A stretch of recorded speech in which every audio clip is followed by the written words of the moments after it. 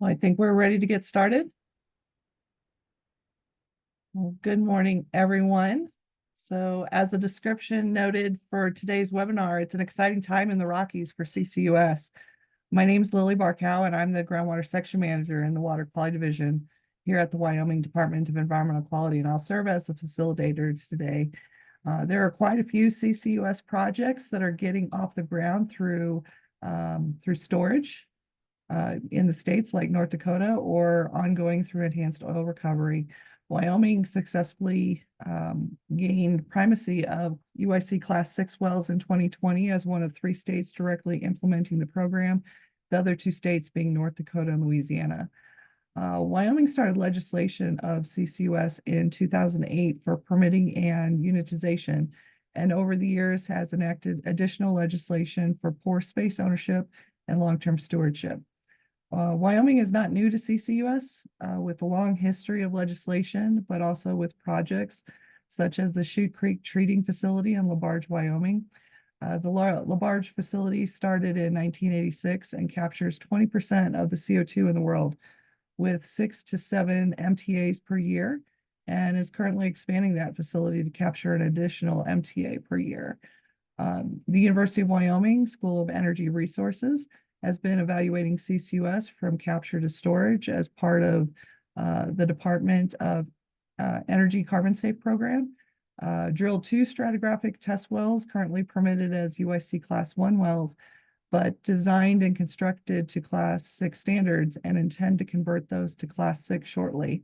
And in 2023, we issued our first 3 Class 6 permits to construct to Frontier Carbon Solutions for the Sweetwater Hub in the southwest corner of the state. And finally, 6 additional Class 6 applications are currently under review in the southeast corner of the state. So we're very busy here.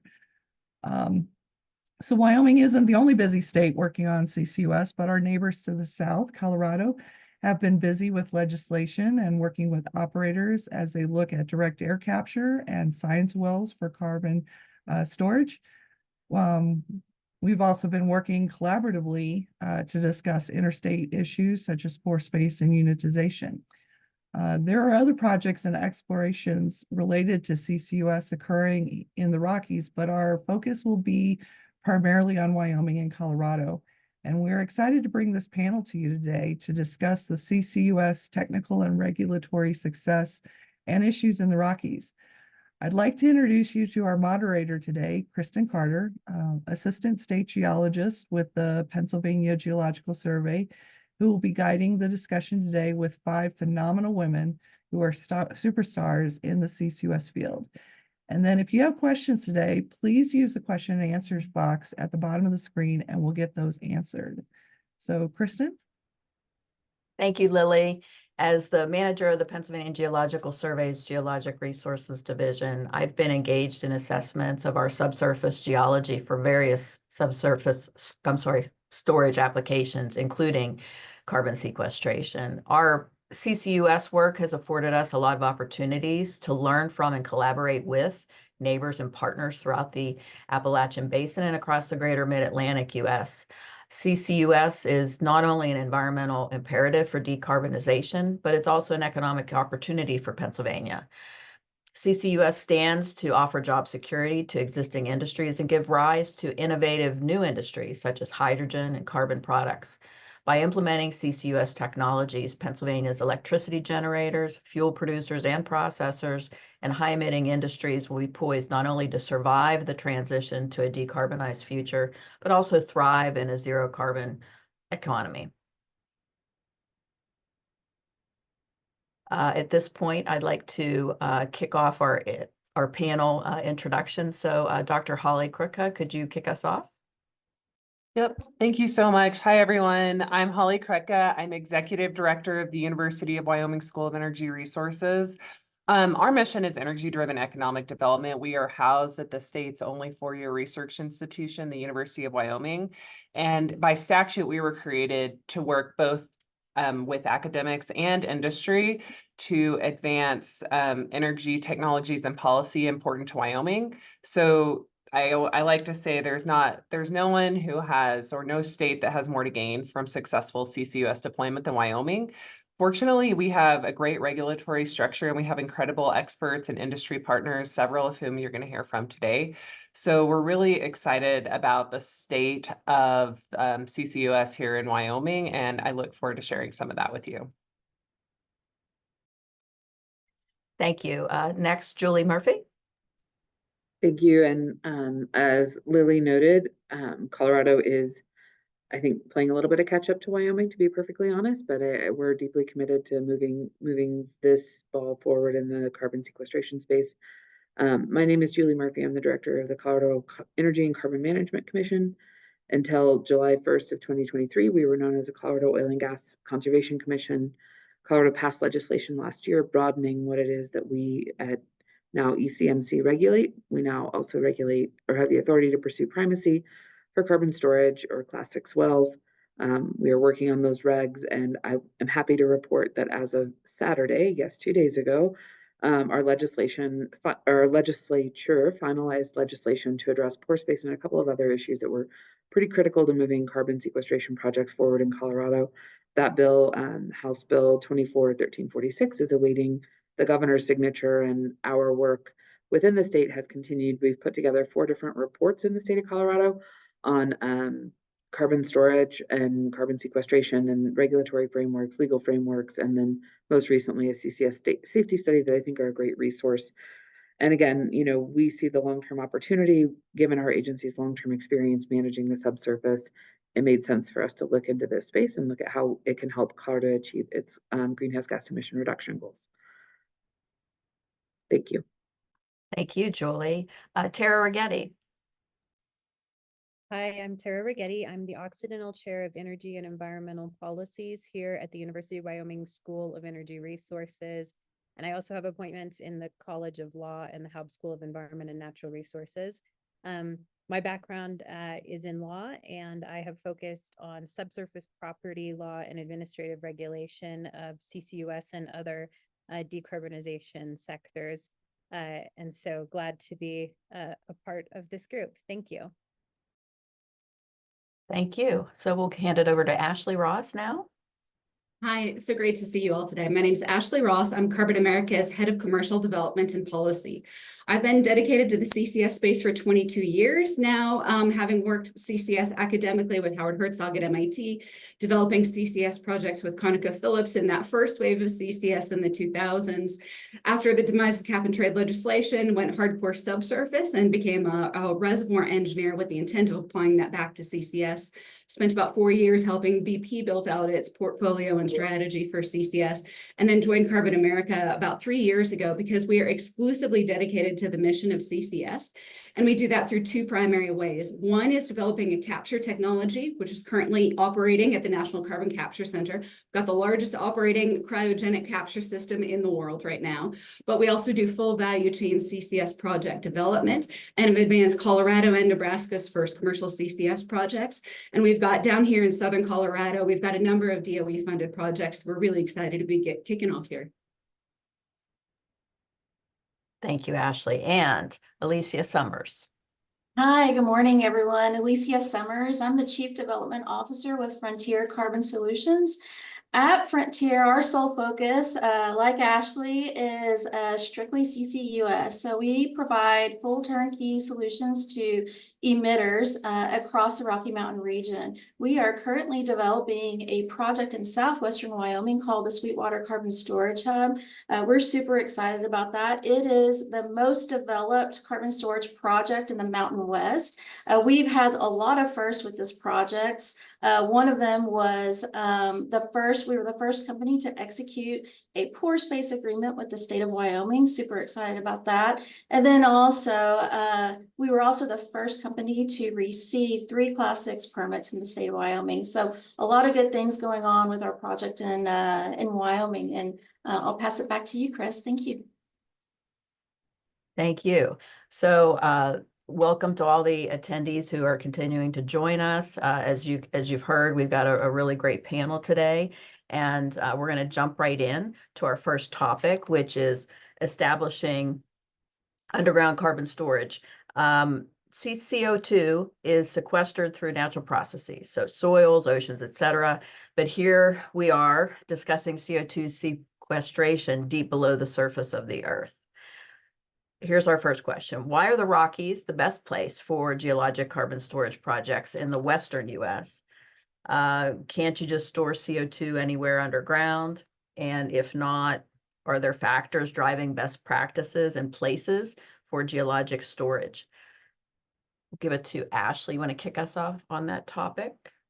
Thanks, Chris. It's such a great question. There are a lot of reasons why the Rockies are an excellent place to do carbon capture and sequestration. But specifically to touch on first that topic of, can you do sequestration anywhere? The reality is that good sequestration is actually pretty hard to find.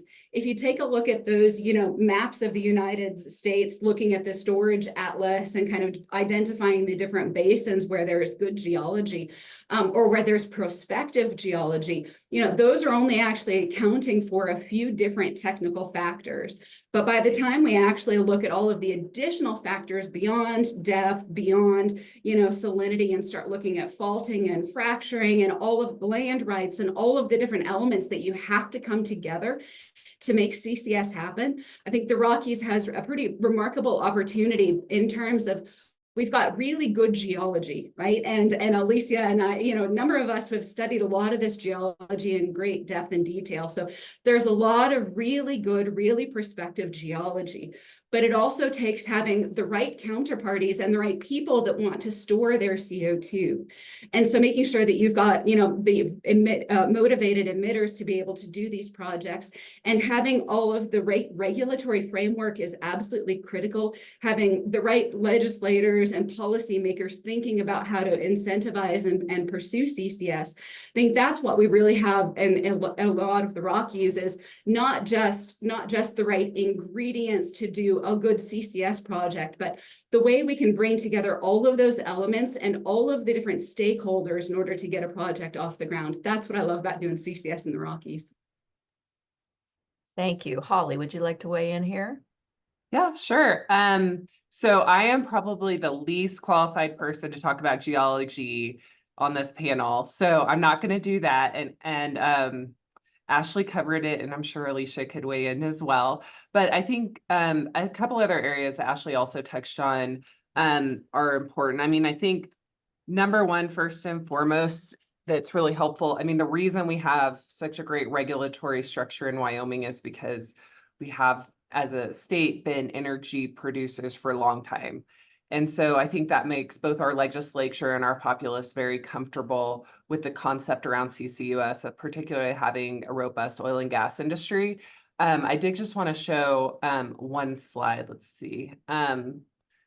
That when we at the School of Energy Resources, our team a couple of years ago surveyed energy communities in the state. Let's see if I can get this go a little bigger. Can you see that? Mm-hmm. Okay, so we surveyed our energy communities across the state and about how they felt and their level of support for different carbon neutral or low carbon technologies. And you can see that when we asked about carbon capture, use, and storage, that the survey results were very favorable supporting this technology. And so this is our energy communities, or a higher sampling in those communities. So we know we have a lot of work to do across the state to make sure folks understand exactly what we were doing. But I think that really, in a nutshell, first and foremost, explains why I think it's a great idea to do CCUS here in the Rockies. And then also, don't overthink it. We have very low populations in big parts of the state, in particular, where we're trying to do some of these projects. And so that can be really helpful for deployment. And then we have really great operators. It's been great to work with Frontier Carbon Solutions in particular. I wanted to highlight that project. We're super excited about it. We have power plant owners and operators that are very interested in engaging with us. So as an entity at an academic institution, it's really, you can have a big impact. You can advance these projects maybe a little easier than you could other places. Thank you for that. Alicia, would you chime in for us? Yeah, they did a great job of answering this question, so I don't have much to add, but I will say, when asked this question to a lot of people, the first thing you automatically think of is the Gulf Coast region, and there is wonderful storage out there. But what a lot of people don't realize is that the sedimentary thickness out in the Rocky Mountain areas and some parts of it is really on par with what's going on in the Gulf Coast region. So of course you have to have geology. That's key. That's number one.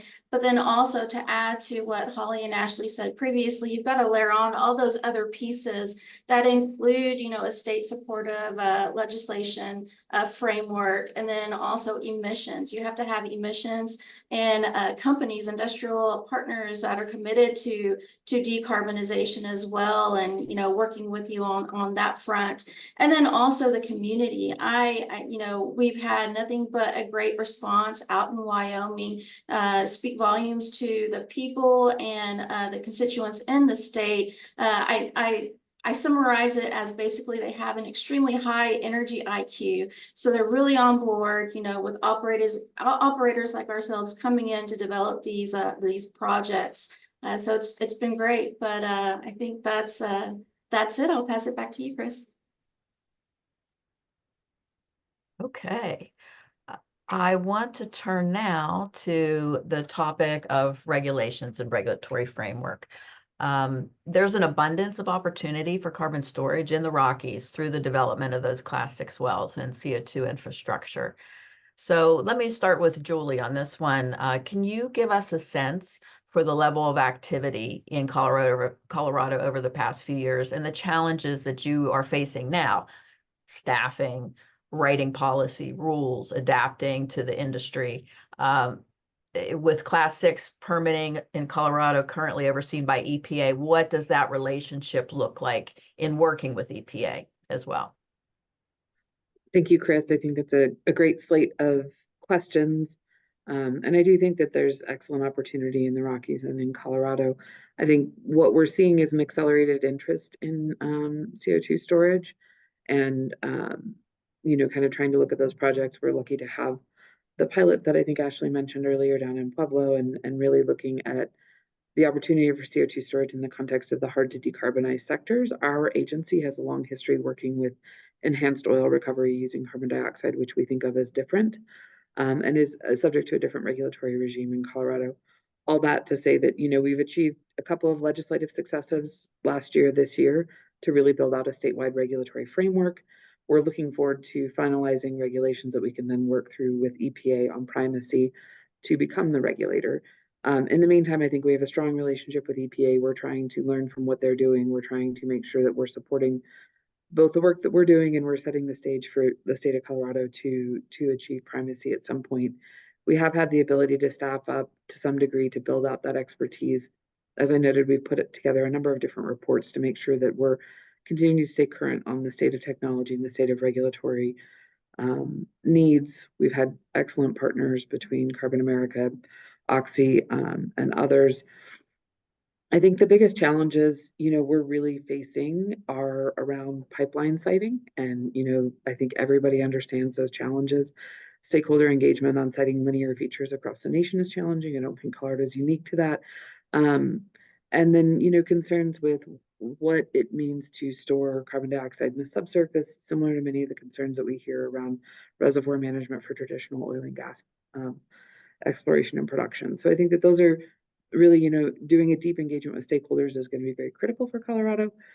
In that vein, last session, we also were required, our Colorado Energy Office, to put together a carbon management roadmap, which I think will give us a lot of touch points to work with stakeholders to help set the stage for what this means and what this looks like, and trying to find out how to have those conversations in communities where there's also geologic potential, and marry those two things up as well as sources. So probably a long-winded, meandering answer, but currently I think our relationship with EPA is going really well, as we're in between hopefully achieving primacy in the near future and not having it today.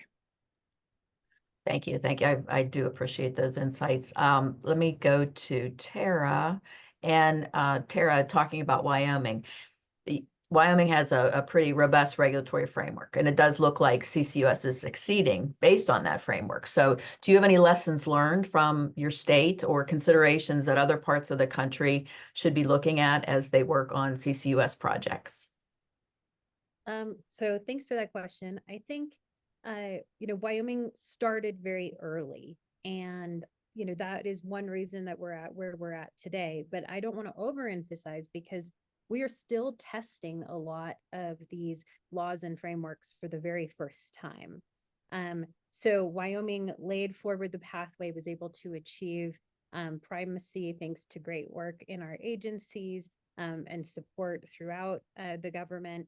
But things like our unitization statute, which has never yet been tried through the Wyoming Oil and Gas Conservation Commission. We've watched the efforts for unitization that are going on in North Dakota, but until somebody actually goes forward and applies that process, we're not going to know exactly how it's going to work, whether there's going to be any challenges to it. I think, as we start putting CO2 in the ground, we're also going to start looking at how both state and federal regulatory frameworks and common law property rules start interacting with each other. There are still a lot of open questions about how to manage multiple injectors into the same basin, what that means in terms of subsurface trespass and potential liability, what that means for MRV and long-term stewardship and site certifications. So I still think this is something that is very new and is emerging, that's going to take first flexibility and openness to learning and reevaluating and working together with regulators, with industry, with experts to try to find pathways to navigate these things. And to learn quickly and adapt quickly. I think there's going to be a role for the courts, which will probably be very frustrating for a lot of people, but there are things here that, can't be answered definitively or addressed through legislation alone. And so, I think that's something on our horizon. I guess maybe the lesson to other states would be start now and keep an open and adaptive mindset, and don't let perfect be the enemy of the good. Thank you so much, Tara. All right, so at this point, I'd like to switch to the topic of CCUS value chain. And we know that storage is just one aspect of the value chain. But carbon capture, transportation, and utilization will all play a role in the success of the storage project itself. So the question here is, for our panelists, Alicia, Ashleigh, and Holly, are you seeing collaboration across the chain to making the overall CCUS successful?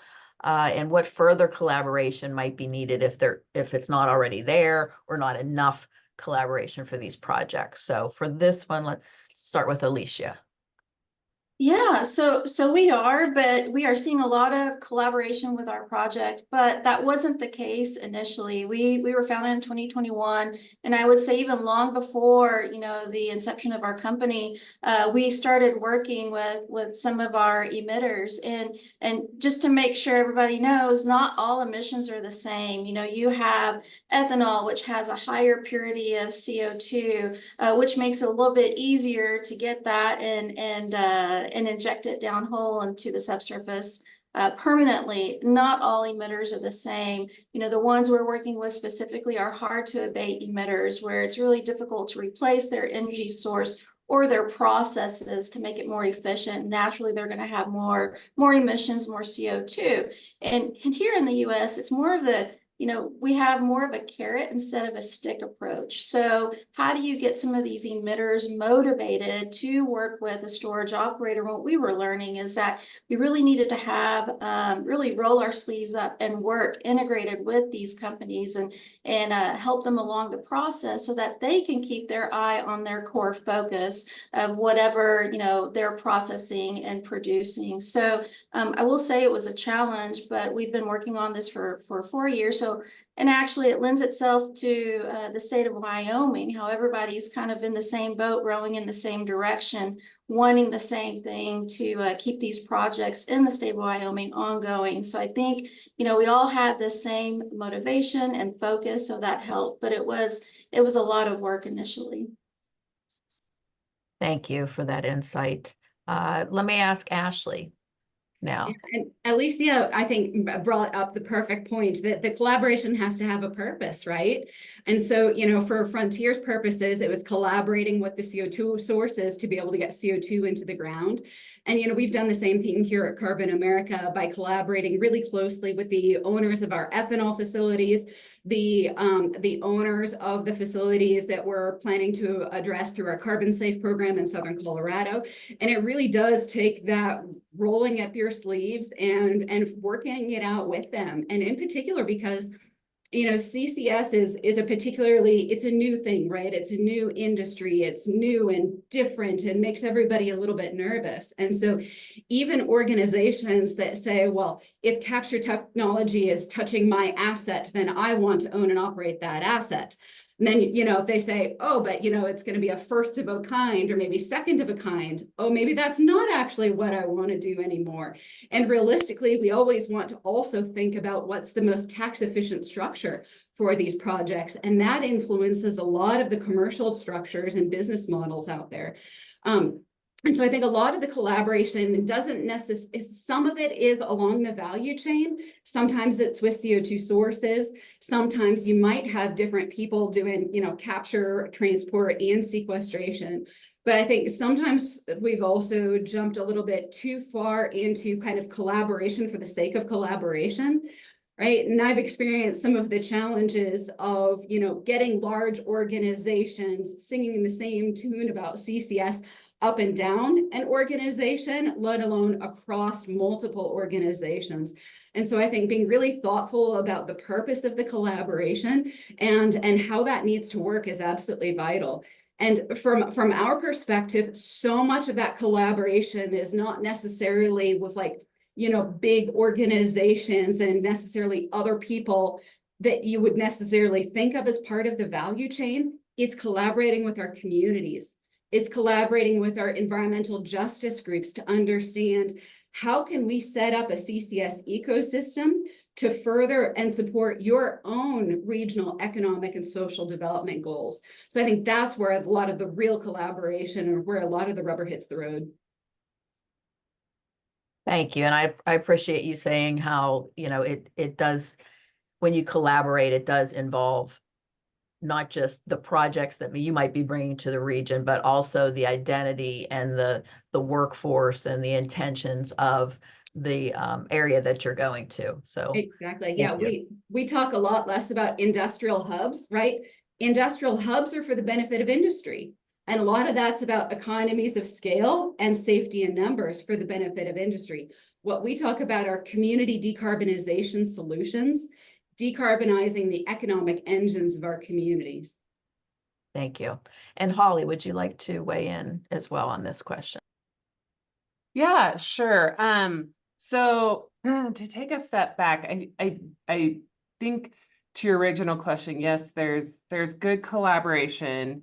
You do have to know, you know, obviously to be careful who has a say, who's the most important stakeholders in a project. I think when you think about the CCUS industry as a whole, what we're seeing right now is specific projects being developed. I don't think pipelines in particular, when we think about the whole value chain, they're being designed for specific projects. And I'm not sure what it will take to get us from designing a pipeline infrastructure for specific projects to really making a robust infrastructure that kind of like does create that hub and serves like a whole state. I think some of us that are fortunate enough to already have CO2 pipelines in our states might have a little advantage, but I think we do have to long term think about how do we get from developing, improving these first of a kind projects, which you want, you know, that's pretty new.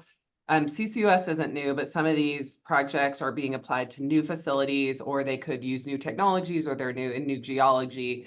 And so you want to limit your number of factors you're testing, but longer term, really having that robust transportation network is going to be really valuable.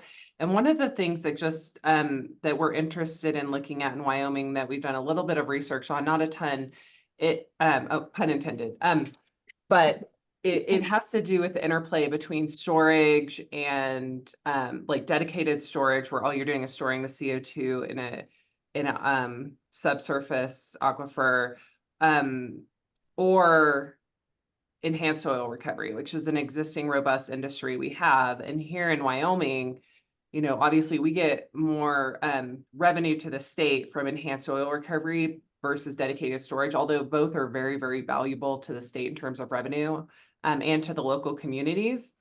And so we did look in the last legislative session, for example, we studied what would happen, you know, what would be necessary to kind of close the gap. So Ashleigh referenced tax incentives, like a lot of new energy technologies, or I shouldn't say new, but on the earlier side of deployment.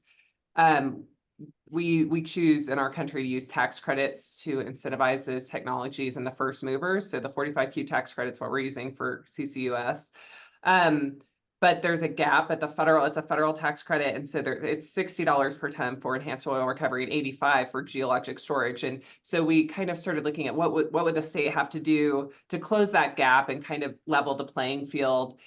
Because we do feel that these industries, or that maybe it's one industry, CCUS, or dedicated storage and enhanced oil recovery, really can support each other. Oil fields don't need constant CO2 volumes. If you know, are moving forward with a first of a kind storage project in a new geology, then you can always flex where you're sending your CO2. So it really could make a broader hub strategy. And so while there's great collaboration, I think there's still more we can do, particularly around that infrastructure. And I think maybe it doesn't get as much attention because it is such a small piece of the financial side.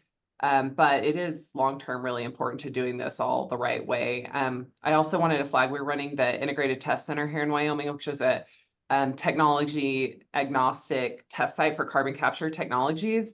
And one of that's a really valuable opportunity for us to be able to help technologies scale up, because I think we do need additional technology vendors. We need, you know, some that don't use a lot of water like we have in the arid West. And I think, as Alicia kind of pointed out, CO2 streams are different. So having more technologies available can only help.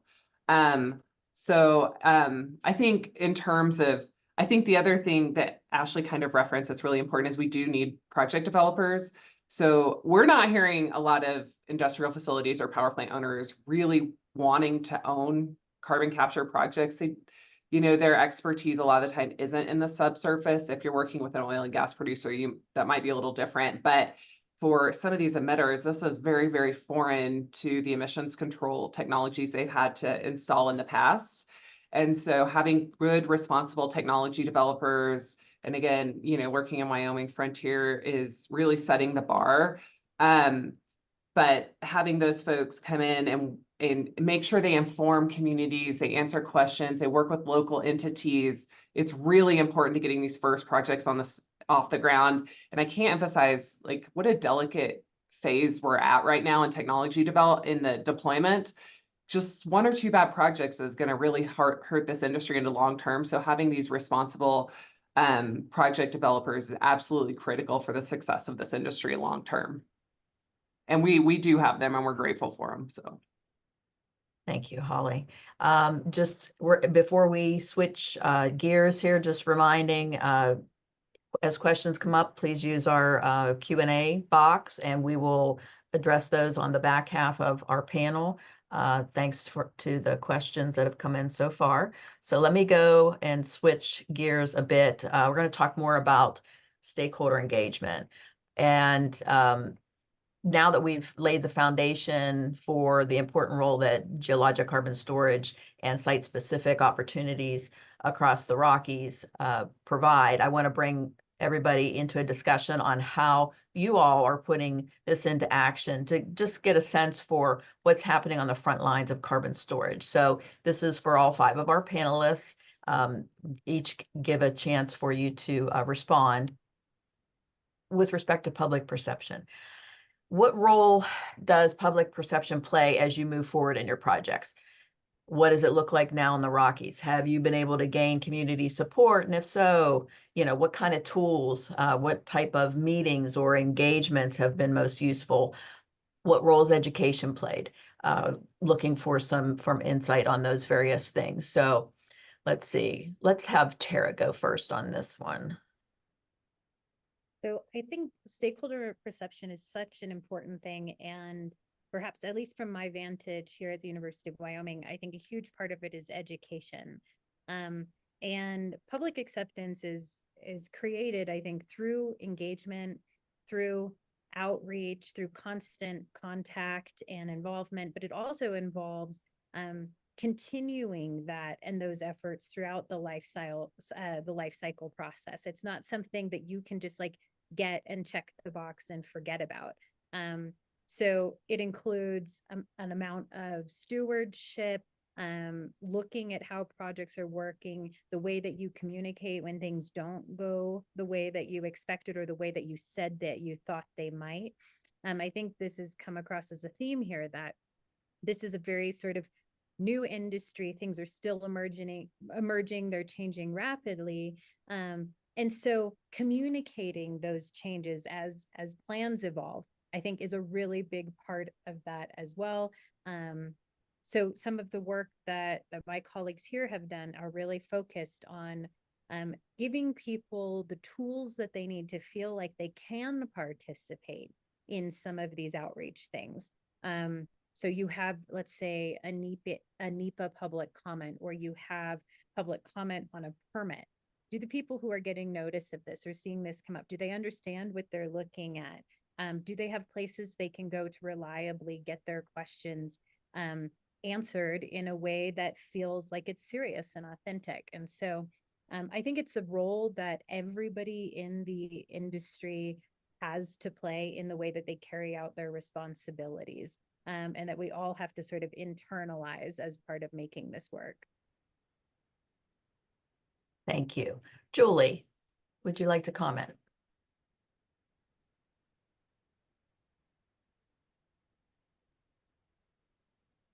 You're muted. Thanks. You Sorry, are.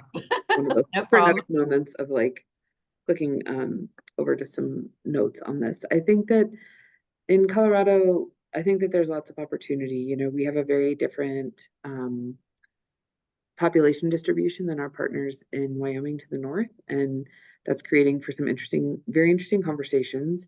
And as we look at hard to decarbonize sectors, as I noted earlier, right, you kind of want an emitter and storage in the same proximity to minimize linear features. And in Colorado, at least, some of those emitters are in communities that have been impacted by pollution, perhaps disproportionately. And so how do we talk about this? How do we talk about co-benefits? How do we talk about other pollution stream reductions? I think that those are going to be pretty critical components to the conversation in Colorado. Colorado's put together 4 different studies. I'm hoping we can continue to help that percolate, to help us all have the same conversation. I know Colorado School of Mines is also running kind of a CCUS master's or like certificate program that I hope folks are attending, and being able to help understand what we know about this based on our historic experience with managing fluids in the subsurface, and what we need to continue to refine and learn. I think Colorado is still going to have some conversations about long-term liability, but on balance, I'm really looking forward to the carbon management roadmap process, which is coming to community without having a specific project in mind, to help at least set the foundation for understanding the challenges and the opportunities. And I think that, really integrating local government officials and folks into the conversation can help us understand the local community better as we're looking at deploying these facilities, and also help them understand what's coming into community and how that fits together. So there's a lot of opportunity. I think that Colorado's on the front end of having a lot of these conversations, but there is certainly work to be done. Thank you. Looks like Alicia's next on my list. Yeah, absolutely. So just to add to what they were saying, especially what Tara was saying, and our experience, going back to our experience in Wyoming, it all goes back to education and transparency and communication, and then rinse, lather, repeat. And so initially, the whole thing was, this is a nascent industry. The CCUS is very much new. However, all the pieces that go into it, we've been doing for decades. Nothing is new. It's just how we're applying it.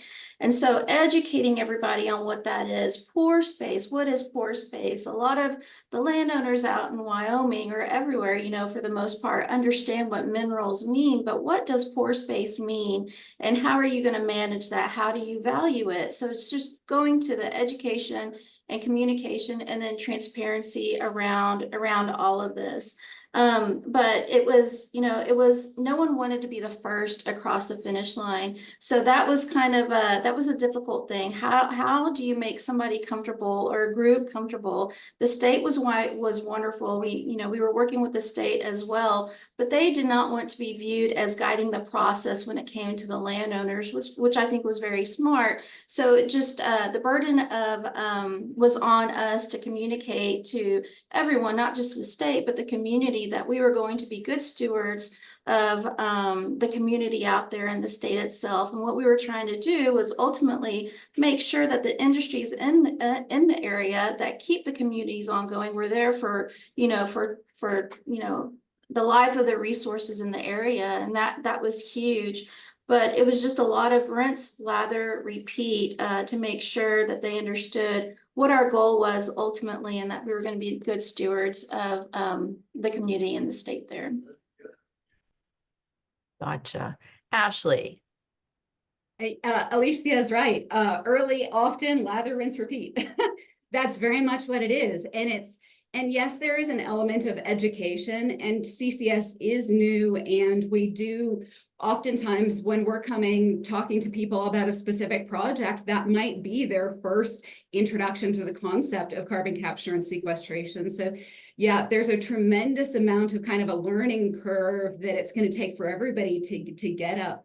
But I think we also need to be very mindful of that two-way education, right? And I think that's, and at Alicia, and they've done a phenomenal job of this up in Wyoming as well. It really also takes getting to understand your community, right? What are the characteristics? What are the culture of your community? There are some places where you can talk about climate change as a driver for the projects. There are other communities where talking about climate change is a quick way to get your way run out of town. And so you really have to, dig deep and be thoughtful as well about what we're trying to do. Right. When this industry is so nascent, and to Holly's point, it is so tenuous.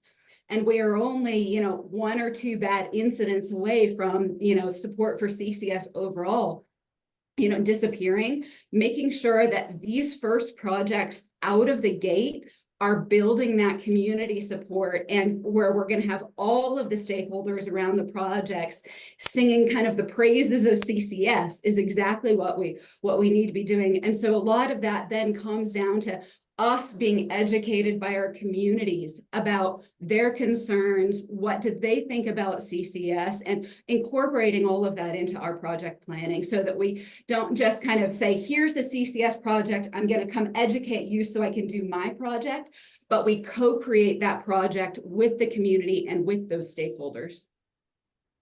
Thank you.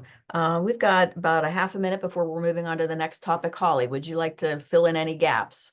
Sure, yeah, and I will say, Professor Righetti wasn't going to toot her own horn, but I will. So on our website, you can find what she worked on with one of our students here at UW.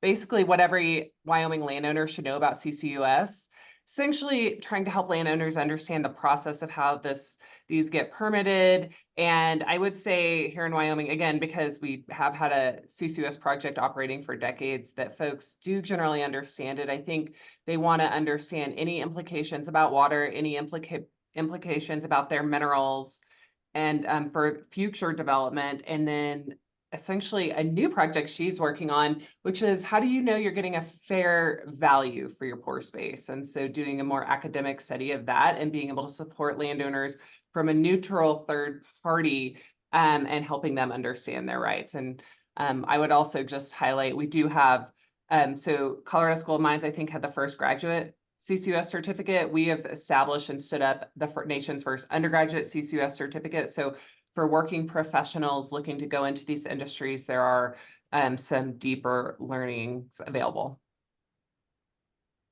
That's awesome. Thank you so much. Okay, so let's switch to a topic of collaboration.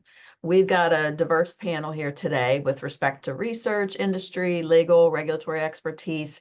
I wanted to get your take on collaborative efforts that are happening and or that you would like to see happening more, or if at all, with respect to moving these carbon storage projects and the industry forward. So how can collaboration among governments, industries, and environmental organizations contribute to overcoming challenges associated with long-term carbon storage?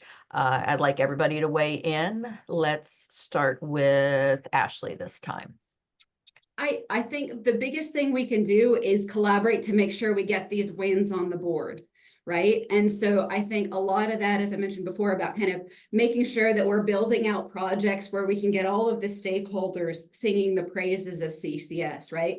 And to a large extent, and and some of us have, that went through that first wave of CCS, a lot of what happened the first time around was we tried to go too big too fast.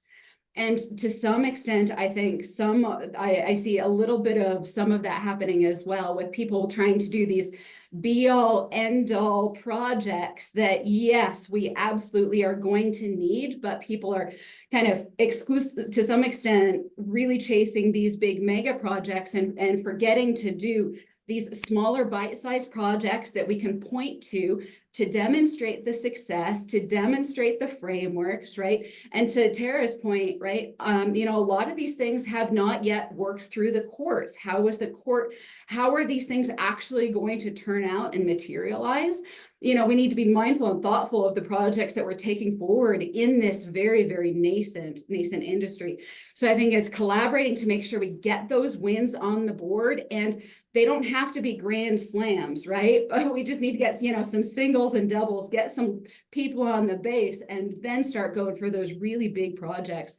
Additionally, I think the other thing and especially in this moment in industry and this moment in politics, I think demonstrating the purple nature of carbon capture and sequestration, right? And helping people understand that CCS is not a partisan topic, and that, we need to build out these CCS ecosystems, no matter what happens in the election. And as the politics are gonna change, kind of demonstrating that CCS is a viable technology that is nonpartisan is, I think, another critical thing this year, especially. Thank you. Alicia, would you like to comment? Yeah, sure. So I guess to start, these projects are new. There's a lot of collaboration that needs to happen. At Frontier, being in Wyoming, we were super lucky to have the resources from our friends at the University of Wyoming School of Energy Resources. So we were able, especially in the early days till now, in our partnership with our Carbon Safe grant we were selected for last year, we were able to leverage their experience and expertise in this industry. But not only that, just overall, the state of Wyoming was head and shoulders above a lot of its peers when it comes to CCUS and making sure that operators were attracted to the state to develop these projects. But it's really incumbent on us as the first movers in CCUS to do a good job. And going back to what Tara said, these are extremely dynamic projects. Even though, like I said, none of this technology, it's new, it's just how it's being applied that's new. And so collaborating with the various groups to make sure their comfort level is there, and communicating that the state is just trying to be a good steward of its constituents as well, Class 6, newest class of well out there, how robust and comprehensive the process is just to get through a Class 6 permit to ensure that drinking water sources remain safe and secure, and then also the mineral estate and the community in itself. So it's just that continual collaboration, from top down. But it's gonna be tested as we progress, just like Tara said. Once we drill our wells, once we start injecting, what's going to happen with the liability of that CO2 as it's monitored for as long as it's injected. And then after you cease injection, all those pieces that come to play, the testing and monitoring, that goes on and on. And so just making sure that all those pieces are working together, or that we're moving dynamically to make sure that we're doing it the right way, and it's being communicated to the state and various stakeholders. Very good. Julie. I think it's an excellent question, and I kind of want to amplify something that Ashleigh talked about in terms of the ecosystems. And I mentioned earlier the opportunity for co-benefits. And so that's where research partners can help us understand, as the technology evolves, what other opportunities are there for co-pollutant reductions, as I said before, or other opportunities to reduce impacts or increase benefits, depending on how you want to look at it, for a particular location. And again, because Colorado is relatively populous, those are particularly important from a public health standpoint and impacts to people. I think the other piece of this that's important is, again, we've touched a little bit on the, Holly talked about the undergraduate program. We both mentioned the Mines program for graduate studies. But again, how are we growing workforce? How are we training people? How are we building, a complete community approach to these different projects? And so to me, there's multiple themes within that around, whether you think about academic institutions helping advance understanding and research, also advance in the teaching space. And then how do we all partner to see the bigger picture of how a particular facility fits into a community as a whole. Very good. Holly and Tara, you want to round us back up here with more Wyoming insights on the collaboration? I guess I would just say 45Q is a great example of what can be accomplished. That was a very broad stakeholder group that worked at the federal level to get that tax credit passed so that we could launch this industry in a more robust way. I think it's really, as we've highlighted multiple times, important to not take your messaging from your federal communications to the rural Rocky region, where a lot of these projects are going to happen. So as long as you're really focused on stakeholders that are embedded in the community and working with those communities, then I think you're going to have a lot of success on collaboration. Tara. Just quickly add to what Holly was saying, which is, I think maybe to wrap it up, that because we're doing something that's new and are innovating in this space, that creates new spaces for collaboration to do things differently than we've done them before.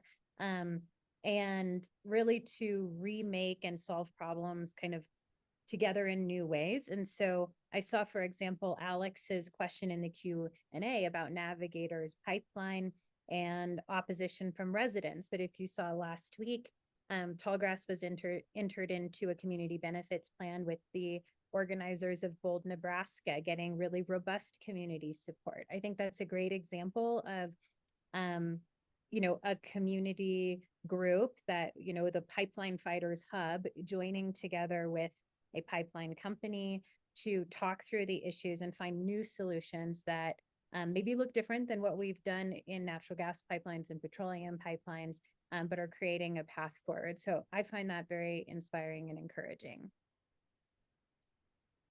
Thank you. So I'm pretty sure we could fill an entire day talking about this subject, CCUS, and in particular in the Rockies region. But I want to give the audience a chance to have their questions answered. So in order to do that, for each of the panelists, then, if you could take a minute or thereabouts and close with a statement of thought on CCUS in the Rockies. And for this, we'll start with Holly. So I feel like I just did that, but I will add on to it and just say, you know, I think it's fair to say here in Wyoming, our doors are open to these projects, and we do appreciate stakeholders and project developers coming here and working with, you know, DEQ, School of Energy Resources, other Wyoming entities. So our doors are open for business, and, you know, maybe we're out ahead a little bit, but we're excited to see our partners across the Rocky Mountain region be successful too. And we hope that we get to a point where we're operating these projects and we can invite folks to see large operating projects. We already have one, but hopefully we'll have more. So. Thank you. And Julie.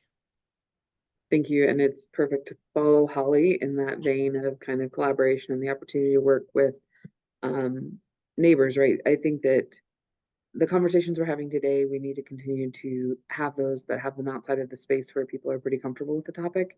And I think that some of the partnerships that Colorado and Wyoming are exploring to make sure we continue to accelerate, and also, to Ashleigh's point earlier, demonstrate that this doesn't need to be a partisan issue, right?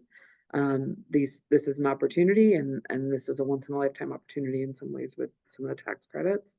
So how can we actually get projects done? How can we work collaboratively with our neighbors across state lines, across local government lines, to help get that done? I do think that the West in particular has a better track record for that than most of the rest of the US. And I think that we can really set the tone and set the conversation if we can, you know, scale this conversation outside of folks who are comfortable with it, as I said before, and start to integrate a broader set of stakeholders into it to help us move the ball forward. Thanks. Thank you. Tara. So I think that we're going to I want to kind of touch on one of the other questions when we talk about working together in the Rockies, which is on how can states work together to enable interstate projects. And I think that that's one of the areas where we can really look not only at developing robust regulatory programs within our states, but also thinking about how those interact and how, you know, you can permit a project that maybe involves states that have primacy with parts of the project that are in different EPA regions, or how do you deal with other kind of transboundary infrastructure, transboundary impacts. So I think that, you know, unlike oil and gas, where we were really able to look at things based on the 1280 or the 640, not only do we need to collaborate, but it's actually essential to making a lot of these projects come to bear. So I think I'll leave that there. Okay, Ashleigh. I think actually I'll put a little bit of a different spin on this question, which is, you know, there is something in particular about this group of women on this panel, and acknowledging, you know, that again, CCS is a bit of a new thing. It is particularly challenging. It takes integrating a lot of things that go beyond the purely technical. And I think that that really presents an opportunity for real women leadership in CCS, right? And I think that, you know, that's something that I'm really in particular excited about. Is I have never worked with so many amazing women who are willing to, you know, check their ego at the door and roll up your sleeves and acknowledge that what we're doing is so hard, and that it's going to take that kind of collaboration and digging deep, that I think we've got a pretty unique opportunity to, as Julie said, get the model right here and show the rest of the world how it can be done. Awesome. Yes, I agree with you there for sure. Alicia, final comment. Yeah, now how do I follow that? But no, I echo everything, and everything that the panelists have said, but I'll just add to it to, you know, to make these projects commercial and help them get off the ground. There's a lot of moving parts to it, and we talked about a few of them, but just to go into it more as an operator trying to get this project going, really, you know, we've been working on this for 4 years, and we've had a lot of successful handled first, thankfully. And that goes to, you know, the state of Wyoming. It's top down. It's the governor's initiative. It's the state's initiative. They really want to see these projects get off the ground. But how do we marry that on the federal level? Yes, you know, we have those 45Q tax credits that have really helped these projects get off the ground for sure, but we still don't have one out there that's proven like, wow, this is a great test case study and this is successful. And then you marry in the parts of land ownership when it comes to BLM in our case,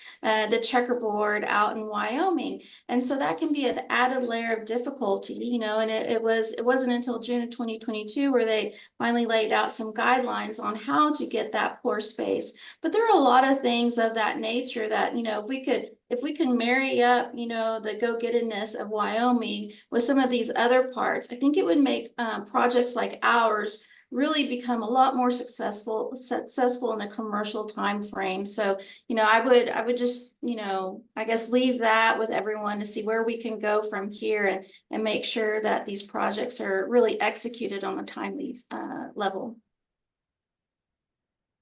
Thank you. And again, on behalf of everybody, I do appreciate all of our panelists being with us today. We've got some great questions. We want to make sure we have some time to answer that. And I'm going to mute out. Lily's going to handle that piece of our webinar. Thanks, Kristen, and thanks everyone. That was a great panel discussion and lots of great information. The feedback that's coming back indicates that. One of the questions that has come up is the Class 6 injection depth waiver of any particular benefit without also being able to designate exempted aquifers to allow use of potential storage reservoirs within the strategic stratigraphic column? And I wanted to jump in for this particular one because there really hasn't been a whole lot that we've heard of across the country of depth waivers. We certainly have all heard of, and you know, the lack of the Class 6 aquifer exemptions, and that process that could be limiting for projects as they go forward. And I know Carbon America has been working on that, so I'll let Ashleigh talk about the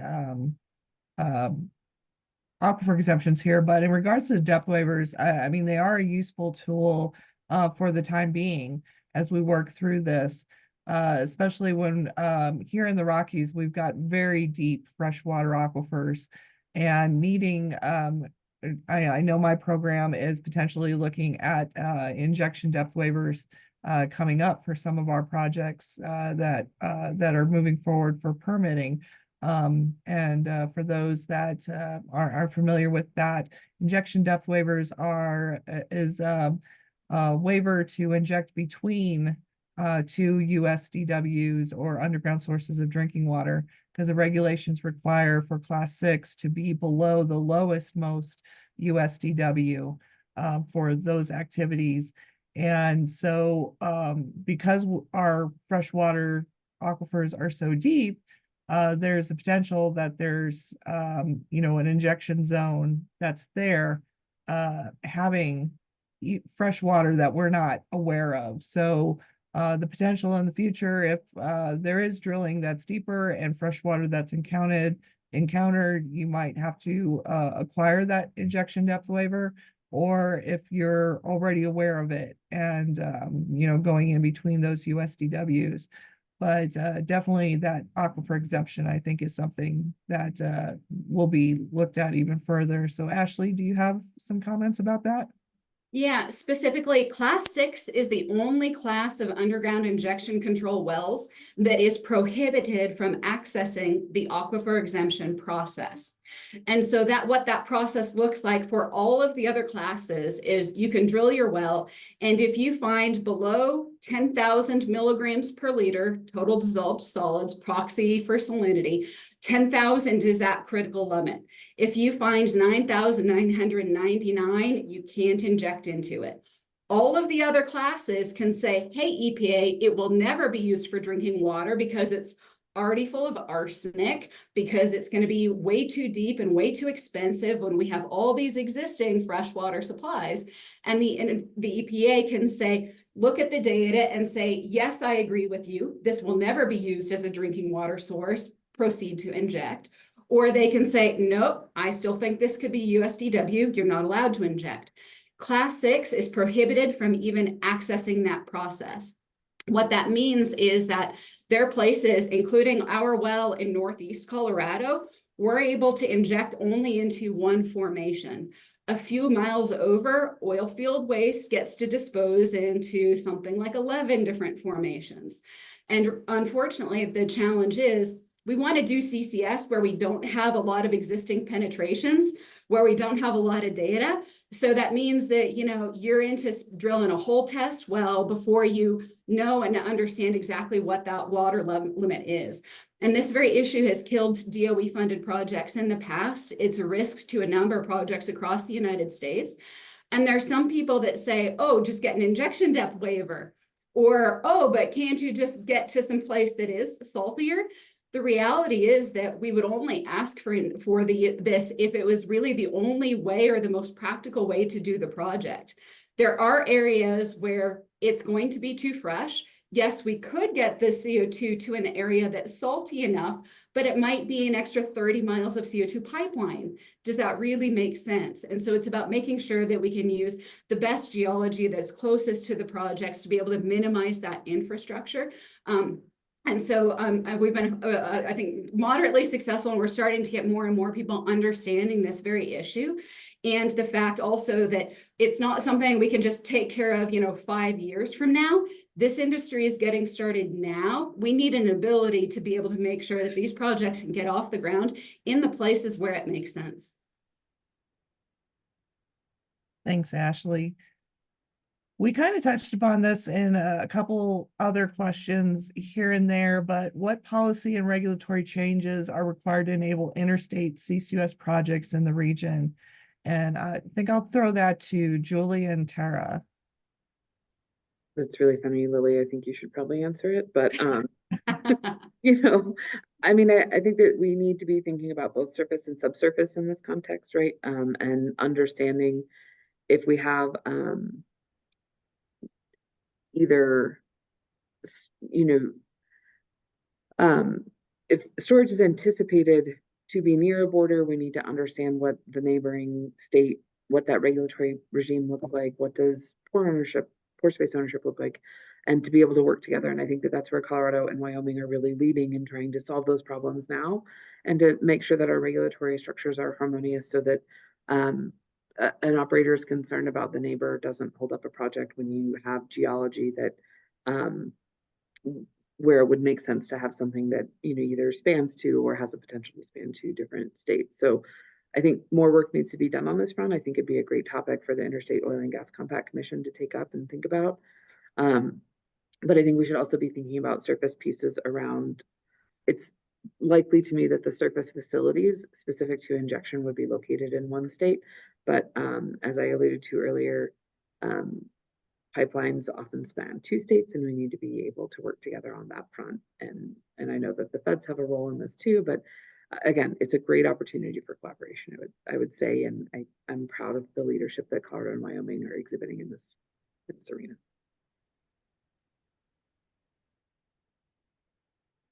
You have some thoughts, Tara? I think maybe unitization would be an area really to focus on for that, because unitization in all cases right now is something that happens under state law where it's been enabled, or it has to happen through voluntary agreement. And so, you know, the Wyoming Oil and Gas Conservation Commission can't unitize a landowner in Colorado, and vice versa. And so when we look at, and the purpose of unitization, for those of you on the call who aren't familiar, is that it allows you to operate one project as if it was a single parcel. And that has a lot of efficiencies. It actually prevents waste of pore space in lots of ways. It assures equitable compensation to different owners within that area. And, you know, I think it's a very valuable tool. But right now it's limited in terms of its potential reach. I do think there are ways that states could work together, even in the absence of federal legislation, to determine how they would conduct unitization, maybe through MOUs or other joint processes. But that's an area where I would really like to see efforts be focused on interstate projects. Really good information there. And yeah, Wyoming's working pretty closely with Colorado. You have two states, one that's under has primacy of the Class 6 wells, whereas the other is still overseen by EPA. But a lot of this is, how are the states going to work together if a plume crosses those state lines? And how do you protect the interest in both states? And I really am proud to be part of the group that's working to try to figure all of that out as we work together with Colorado on that. And just to point out that in addition to the collaboration across the states, there are a number of people on this panel that are on the White House Council on Environmental Quality's White House CCUS permitting task forces. So all of these thoughts and conversations and the models that we develop here in the West, we've got a pretty direct opportunity to be able to get those into the national frameworks as well. Good point there, Ashleigh. And one of the other questions, pipelines is definitely one of those that's coming up, and it's Navigator's CO2 pipeline was canceled due to regulatory challenges and opposition from local residents. And do you see similar risks to CO2 pipeline projects in the Rockies? So no, most of us are involved with storage, but does anyone have any thoughts when it comes to the pipelines? Go ahead. I think there are a number of things that were particularly challenging about some of those projects that just kind of were a bit of a tough place to get started with. And I know that I believe, and anyone else correct me if I'm wrong, but my understanding is part of how it works in Iowa is essentially the first way you can it's very specific about how potential pipeline operators introduce themselves to the public. And that first introduction is essentially a mailer that includes threats of eminent domain, and that's kind of established by kind of how things work. And so they started from kind of a pretty tough place to begin with. But I think we also need to take a look back at, and Holly mentioned it earlier about we're only, one or two bad incidents away from support for CCS going sideways. It's really incumbent on everybody to use best practices and to, show up, in transparency and show up in those town halls, with transparency and being candid. But then also I think that, even though the use of best practices are still not always going to be sufficient in the face of some of the challenges of the newness of what we're doing, right? I mean, the fact that we're compensating stakeholders in CCS when it comes to pore space and pipeline rights of way, it's modeled after oil and gas, where there's supply demand balancing in that. We're trying to use those same frameworks when we've got a flat value of a tax credit. And yes, a lot of the opposition has become about pipeline safety. However, the actual triggers of a lot of opposition comes down to the fact that we have failed to think about the appropriate policies for the stakeholders here. We've given the incentives, to the people that own the capture equipment. We haven't yet had those right conversations about what policy do we need to unlock stakeholder sentiment in CCS. And that's not just develop our best practices, but that's really digging deep as a nation and as states to think about taking a look at the real friction in some of these projects and their policy solutions in addition to just engagement that we need to be thinking about as well.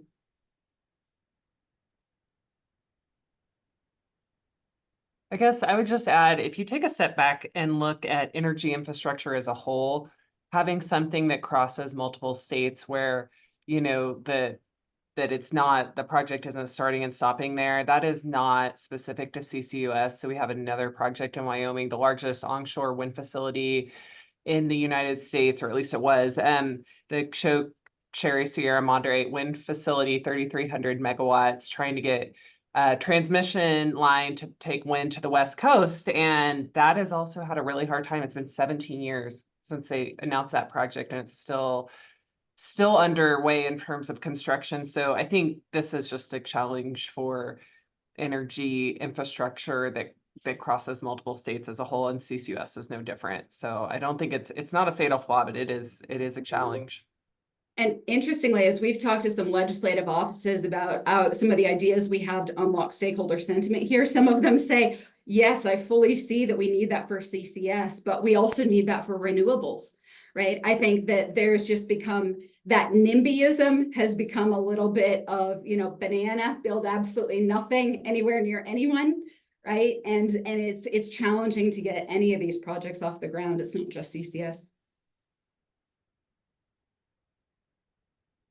Anyone else want to jump in for that?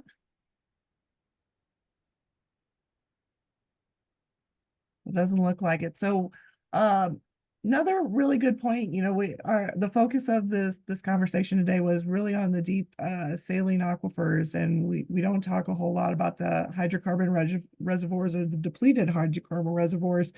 And I think, that the thing that we hear about that often is, it's both good and bad. It's good because there's lots of information in hydrocarbon reservoirs, lots of wells that have been drilled. We've got lots of information, core samples, history of what's there. But then that turns around and it's also a bad thing because you've got a lot of wells there and a lot of penetrations. So what part of the question is, the discussion of what does that opportunity look like for hydrocarbon reservoirs, as well as transitioning class 2 to class 6. Would you see any trend of how far such transitions could be? Alicia, why don't we ask you that one? Yeah, no, absolutely. So coming from oil and gas, I can definitely appreciate, injecting CO2 into hydrocarbon reservoirs, but putting my class 6 hat on and, going back to the guidelines, that class 6 or CCS projects in general, there's already a high barrier to entry. These projects are, especially the larger ones, when you think about capture technology, pipe, storage, drilling these wells that have a lot of, I call it jewelry. There's a lot of specifications, clear specifications, material requirements that go into it, and testing. And so already a huge barrier to entry when you think about all the dollars that go into the research there. But then when you add to it the corrective action component that goes into it, how, all those prior penetrations going into that reservoir have to be remediated to class 6 standards. And, even the ones that have been P&A previously, that's an extremely high dollar that goes into these projects before you can even start to inject. And then, that goes without saying, the geology too. What does the subsurface look like? You got to mitigate any structural complexity that goes into that as well. So although I'm all for that, and yes, there's a huge body of evidence that goes into working in those reservoirs, but that corrective action component can certainly be one of those high barrier to entries from entering one of those reservoirs. I also sometimes wonder if we're not under-evaluating geomechanical hysteresis.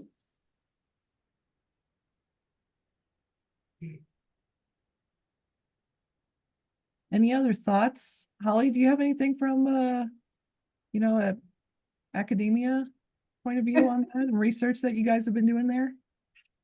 On converting class 2 to class 6? Mm-hmm. Well, so I will just say all our CCUS projects and all our carbon safe projects, we always make sure to have a enhanced oil recovery component of it. And again, I think it is more our work in around that. And if we did have that research, it would be Tara Righetti, not me actually. But I think what we are trying to think more robustly about building a CCUS ecosystem where this is all tied together. And I kind of tried to touch on that earlier. So it would be really important to have as much flexibility as possible, probably something to think about more and more down the line as some of these first projects are successfully demonstrated and we think longer term. And just remember that the 45Q tax credit, it's 12 years. So if there is an opportunity for the production of a lower carbon oil through enhanced oil recovery, that might be something that can keep these projects on online even longer. So certainly something to think about.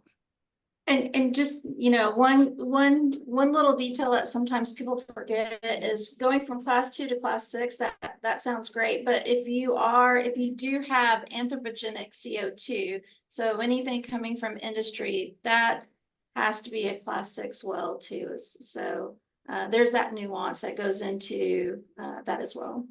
Additionally, just because there are existing mineral rights, as we've discussed, pore space rights don't necessarily go with mineral rights. And so an existing mineral right unit, oftentimes you might have to be unpacking a lot of those legal structures and then rebuilding them for CCS. And that alone can prove to be unworkable sometimes.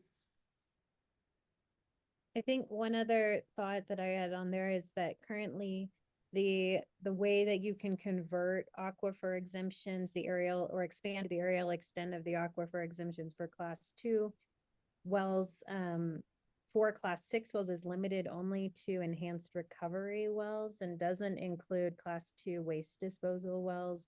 And so, a lot of the CO2 that we're injecting into class 2 wells today is for waste disposal and not for enhanced oil recovery. And there isn't really a clear pathway on how those waste disposal operations could be converted into class 6 operations.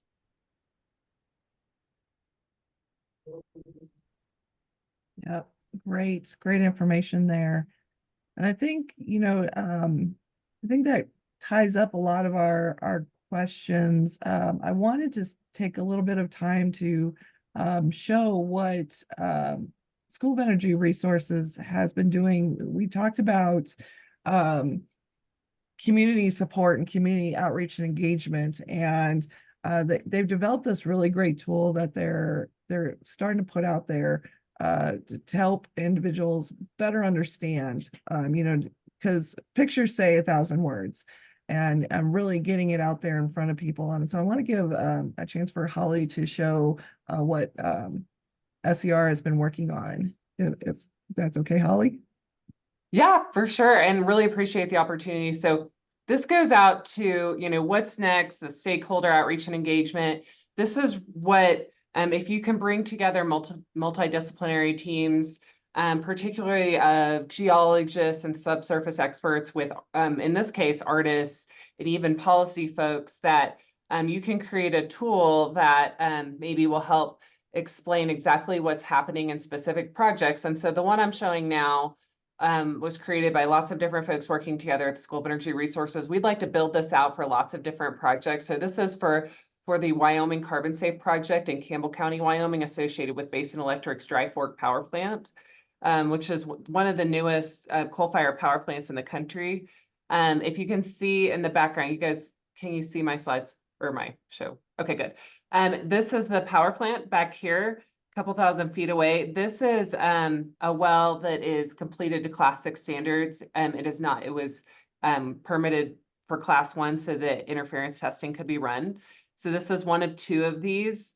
And essentially, the idea behind this tool is to show folks like me who are not experts on the subsurface what exactly is happening underground and where the CO2 would be injected. So you can see, one of the great advantages, by the way, of CCUS in terms of emissions mitigation is look at the size of the well and the physical footprint of what would be able to prevent the emission of at least hundreds of thousands of tons of CO2 per year, just from injection into that well. So then what we have, okay, so this was actually sort of created for school-age children. So we have, here's a school bus 40 feet long, and then you can see a series of school buses, and you have a pillar rising out of the ground. And so this pillar is indicative of the actual subsurface in this area. So this is not generic. It is based on this area where we're planning to inject as part of that carbon safe project, or we're designing the program to inject. And then it highlights the lowest possible USDW. So here's the Foxhill sandstone where there could be a water source, and that is about 3,500 feet underground. It's also 87 buses, if you're counting in buses, to just put it in terms that maybe younger folks or just general public that means something to them. So you can see, and then you can look all the way up to see how far this pillar is going above the ground, and also how low that water is. Sorry about that. Okay, and so then I can click it again, and it keeps going up, and you see all that rock, and it starts to give you a sense of, like, you know, for folks who aren't experts in this, like realizing how much rock is between where you're going to inject your CO2 and store it and the surface, and how solid it is, or, you know, so that's the idea of this. The Lakota Formation, of course, this is now kind of like what we're thinking about as our cap rock. Then we have our Lakota Formation, where we could be injecting, oops, sorry, went the wrong direction. I'll go back, and then let's see. So you can see it going up, and again, at each step, you see these school buses. So you can keep going, keep going. We're thinking about adding a robot that explains it, maybe, if we really want it to be. Okay, so the Hewlett actually is our first target for sequestration. That's now, we're 206 school buses, 8,200 feet. Keep going to our second injection target at 9,300, the Minalisa sandstone. Sorry for my mistake, especially in a room full of geologists. I'm doing my best as a lowly chemical engineer. Anyway, just showing, this is also available on our website. If you go to the Center for Economic Geology Research and then look under projects, it's under our Wyoming Carbon Safe project. So just an example of the kind of tools that you can create for stakeholder outreach and really explain what we're doing here in these projects.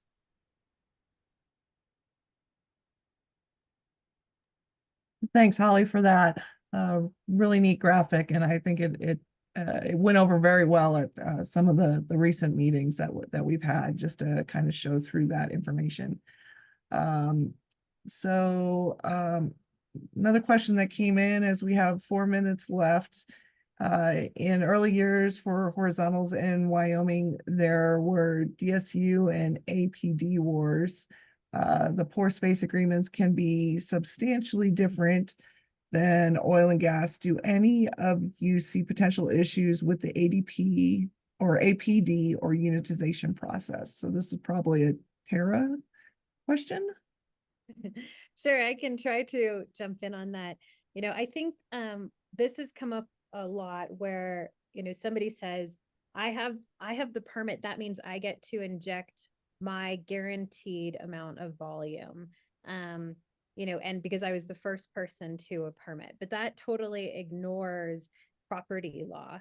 And so, you know, I think that you do have this potential where you will have parties certainly rushing to lease. We're seeing that already, and then rushing to permit, because and it's not so much that, like, I guess when I try to explain this, like, and Lily, of course, jump in here if I'm wrong on anything, but it's not the DEQ's role to adjudicate property rights. And they're focused on, you know, protecting underground sources of drinking water and looking at whether injections will be safe. That, of course, will take into consideration what's already happening in the subsurface and what operations have already been authorized. But you know, so just getting your permit by yourself and racing to permit doesn't necessarily guarantee you the right to use all of that space if you don't have the property rights.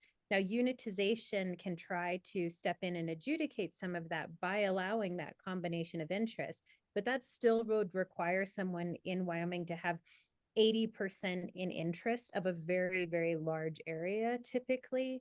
And so I don't think you'll see it in the same way as we saw in oil and gas, because in oil and gas, you could have one party in a drill spacing unit. They could be maybe only owning 10% of that drill spacing unit, and they could file for a drilling permit and a pooling order, which would give them the right to then operate that entire DSU despite having the minority of the interest. We don't have that exact same thing for CCUS. If you were to get your UIC permit, to have the kind of the equivalent of pooling, you would need to go through the unitization process, which would require 80% in interest. So I think you need both the permit and the property rights. Thanks, Sarah. So we only got a couple of seconds left. Thank you to this panel. If you are ever putting together a dream team or fantasy football league for CCUS, this is the group to put together. I've been so fortunate to get to know all of these individuals and work with them, and they are phenomenal. Look for them. If they show up on your project or your state, you're in good hands. So thank you to everyone. Thank you for attending today. Thank you to Kristen for moderating, and we really appreciate you all attending today. So thank you, everyone. Thank you, Lily. Thank you, Lily.